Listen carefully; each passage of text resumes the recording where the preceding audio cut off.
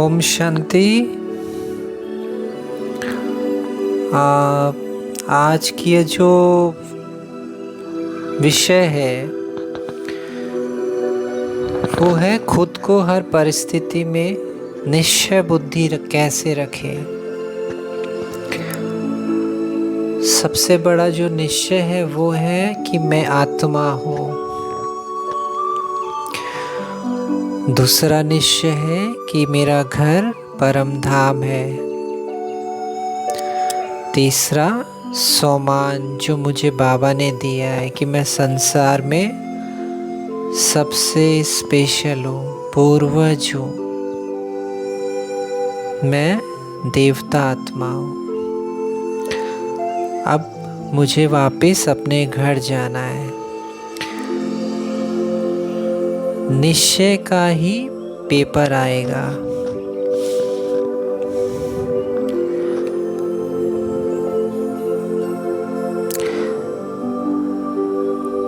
और हमारी जो जीत है वो निश्चय की सीढ़ी पे ही स्टार्ट होती है, क्योंकि अगर निश्चय होगा तो हम दूसरा स्टेप उठा सकते हैं।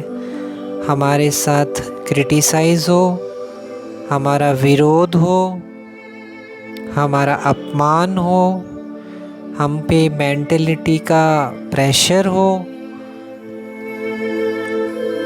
क्योंकि ये ज्ञान मार्ग बहुत अग्नि के ऊपर है चलने के बराबर। जिनको फैसिलिटीज मिल रही है उनके लिए नहीं कह रहा मैं, जो संघर्ष में है उनके लिए कह रहा हूँ मैं, क्योंकि वही बच्चे मुझे प्यार करते हैं जो सुनते हो आप सभी। तो मैंने कुछ लोगों से यही क्रिटिसाइज सुनी अभी कि आपके तो देखो ऐसे होता है, उन्होंने तो आत्महत्या कर ली सेवा केंद्रों में, वो ये। तो जैसे ही उन्होंने बोला, किसी ने कॉन्फिडेंस को तोड़ने की कोशिश करी ना माया ने, लेकिन मैंने क्या सोचा, मैंने क्या निश्चय किया, वो 4-5 लोग बोल रहे हैं, सोशल मीडिया में भी खबर है, लेकिन मेरी स्थिति कैसी होनी चाहिए। बाबा ने क्या बोला, नथिंग न्यू। अगर हम थोड़ा सा भी भारी हो जाते हैं और उन बातों में हाँ में हाँ मिलाते हैं, व्यर्थ में, जो बाबा कहते हैं ना व्यर्थ में चले जाते हैं, तो हमारी बहुत समय की तपस्या खंडित हो जाती है। बहुत, क्योंकि हमें ये समझना है कि भगवान सतयुग की स्थापना कर रहा है और इसमें बहुत स्पेशल एक्टिंग चाहिए। जैसे फिल्मों में होता है ना, मेन रोल, साइड रोल, उसके बाद लो कैटेगरी वाला रोल, उस तरह से। क्योंकि जो बाबा है वो तो देख ही रहा है ना ऊपर से, बाबा तो देख ही रहा है ऊपर से। क्योंकि जो निश्चय बुद्धि वाला होगा वो तो समझता है कि बाबा मुझे ऊपर से देख रहा है, तो मेरी एक्टिंग कैसी होनी चाहिए। अभी एक बाबा के बच्चे थे, वो थाली में खाना खाते हैं ना, जिसको कहते हैं ना चाटना, ऐसे वो चाट रहा था। तो मैंने बोला, आप देवता बनने वाले हो क्या, देवता ऐसे चाटते हैं थाली को? तब उसको लगा अंदर से, क्योंकि जो सतयुगी आत्मा होगा ना उसको लगेगा, क्योंकि उसकी एक्टिंग साधारणता नहीं होगी। उसकी एक्टिंग में साधारण तो प्रजा की एक्टिंग होती है। जो आज बाबा ने क्या बोला, जो जितनी सेवा करेगा उसका उतना ही फल मिलेगा। बाबा ने बोला ना, अपना तन मन धन अगर आप सफल कर रहे हो, इंश्योर कर रहे हो, लेकिन सेवा नहीं कर रहे हो, तो बाबा ने कहा जितना पैसा लगाओगे उतना ही मिलेगा। बाबा को अगर 5,000 रुपया लगाओगे तो उतना का रिटर्न मिलेगा, उतना टन लगाओगे उतने का मिलेगा। जितना सेवा मतलब उसका कैलकुलेशन किस तरह किया जाए, हमारे अंदर भी ऐसी समझ होनी चाहिए कि बाबा आप कैसे कैलकुलेट करते होंगे। तो हमारा एक एक चीज़ का कैलकुलेटर ये भी समझ होनी चाहिए, क्योंकि ना समझने के कारण ही बाबा के बच्चों ने सुसाइड किया, वो भी सेवा केंद्रों में। अब क्या उनको ज्ञान नहीं था? ज्ञान ऊपर से था, अंदर से नहीं था। अगर अंदर से होता तो वो हर चीज़ को अच्छे से चलते। इसीलिए बाबा कहते हैं कि पहले ज्ञान को समझो, फिर अपनी तपस्या को स्ट्रॉन्ग करो। क्योंकि तपस्या अगर नहीं होगी, सेवा कितना भी कर ले, लेकिन सेवा में भी निस्वार्थ होना चाहिए। ध्येय अभिमान हद, तो फिर वो सेवा सफलता नहीं रहती, विघ्न वहाँ आते ही है। क्योंकि बच्चों को बहुत समझ के साथ चलना पड़ता है। अभी कल परसों की ही बात है, मैं फेसबुक में पोस्ट कर रहा था, तो एक बाबा के बच्चों से कई लोग जुड़े थे जो बाबा के यज्ञ के बारे में, ब्रह्मा कुमारी इसके बारे में इतना अशब्द उन्होंने अपनी पिक्स डाल रखी थी। और हम बाबा के बच्चे उनके फ्रेंड्स हैं, हम बाबा के ही बच्चे उनके फ्रेंड्स हैं। तो हमें ये समझना है कि हम किससे क्या फ्रेंडशिप कर रहे हैं। कम से कम ये तो देख ले कि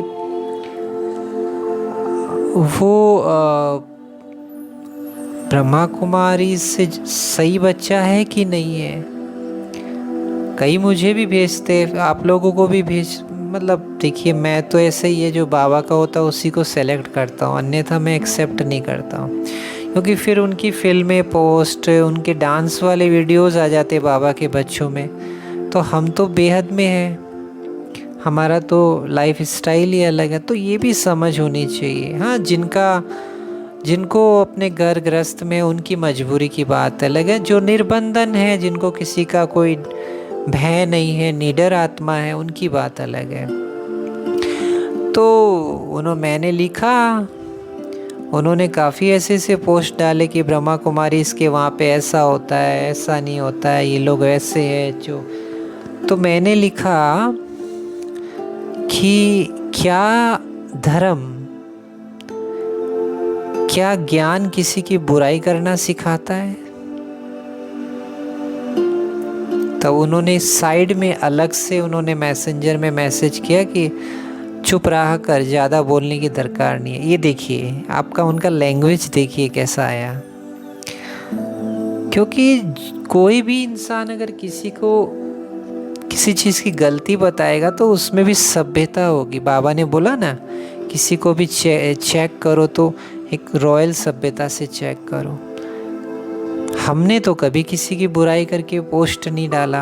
हाँ, इतना ज़रूर डाला कि किसी की बुराई नहीं करना चाहिए, लेकिन दुनिया वाले, क्योंकि देह अभिमान मतलब इतनी बुरी तरह दुनिया बुराई में, अभिमान में, विकारों में इतना फंस चुकी है कि मुश्किल से वो समझ पाते हैं। अब हमें देख लीजिए कि आत्मा समझना भगवान कितना कहता है, उसके लिए हमें कितना एक टाइम टेबल मैनेज करना पड़ता है।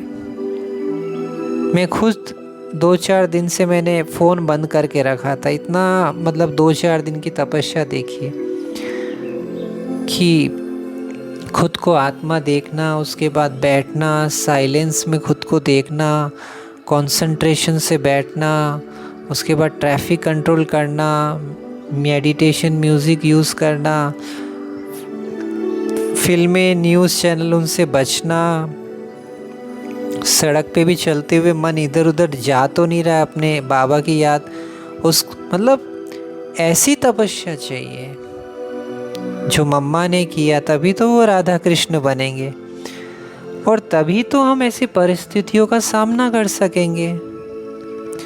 क्योंकि सबसे बड़ा पेपर तो है ही आपकी जो स्थिति है अच्छी स्थिति बिगड़ सकती है अगर हमने अपने को नहीं सेफ जोन में लिया। तो अभी हम बहुत अच्छा ज्ञान में चल रहे हैं, हम खुश हैं, लेकिन जो पेपर्स आएंगे ना वो मेंटली भी आएंगे, फिजिकली भी आएंगे, लेकिन हम अपने आप को उसमें चेक करें कि क्या हम उस स्थिति में स्थित है, क्या हम ऐसी जो हमारा यादगार है द्वापर में जो भी योद्धा होके गए हैं पूर्वज आत्माएं, तो क्या हम उसको निभा सकते हैं? हमारा मेंटल टफ पावर इतना स्ट्रॉन्ग है? अभी जैसे मेडिटेशन में कुछ होता है तो हम कहते हैं लाल लाइट जला लीजिए, आवाज़ मत कीजिए, डिस्टर्ब मत कीजिए।